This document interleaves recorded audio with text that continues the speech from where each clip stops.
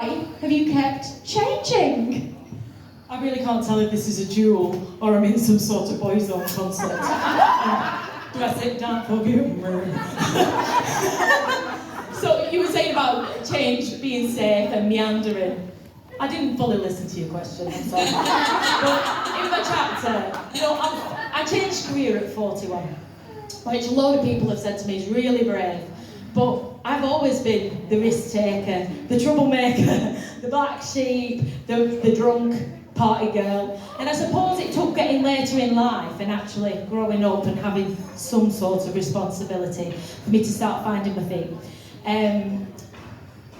I don't fear change. I absolutely embrace it and I never have feared it. And the meandering comes from having a career in law, and I say that with the inverted commas in the air, not because I'm a twat, but because it wasn't mine. It wasn't my dream. I don't know if anyone else can relate to this at all, but coming from a background of scarcity, my friend's going to shout because I said scarcity. She's like, who are you? Who are you?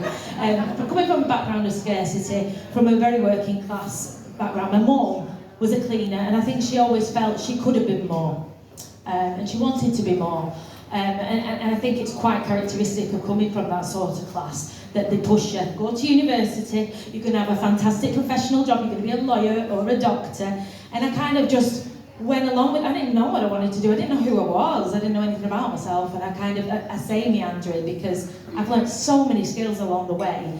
But it's only when my beautiful friend Caroline extended her hand to me and said, come and work for us in the marketing business. I thought, this fills me with joy, gives me a bit of fire in my belly, and I'm sick of doing mundane shit.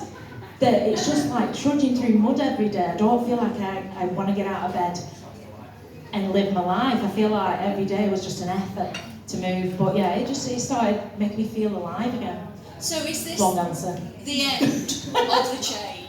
I can't say it's ever the end of the change because it's me, let's be honest. I'm probably going to get ADHD, I'm probably going to get bored in another 2 years, but I'll have done a really good job of it on the way. So, no, I don't know, but what I know is, like I said, I don't fear change. I just feel like this is where I'm meant to be now.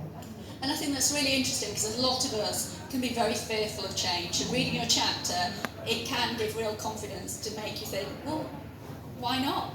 Yeah, absolutely. And the thing that really pushed me to do this one was losing my mum. I lost my mum in November, and sorry, I'm getting emotional. Losing the person who underpins your entire existence is so difficult to explain.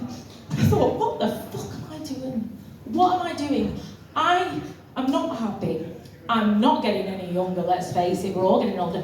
We don't know when our time's going to come to an end. What is the point living a life where you're not fucking happy? I was like, sorry, I don't give a shit that I've got like 20p in the bank. I've got a very lovely husband who made it, and I had to delete the shitty message I sent him because I thought it went good. He made it with 5 minutes to spare. But he just said, Kim, if you need to do it, I'm here for you, and that helped, the 20p situation, yeah. So I just thought, fuck it. And that's how I live my life. This is what I feel like I should be doing now. And I've never felt like that before. I just do everything to make everyone else happy. Like this energy draining succubus of existence. It was just, yeah. I bet you all can't wait to read that chapter now to see what It's not as exciting as it made it sound of it. So thank you, Kim. It's weird talking to you on here.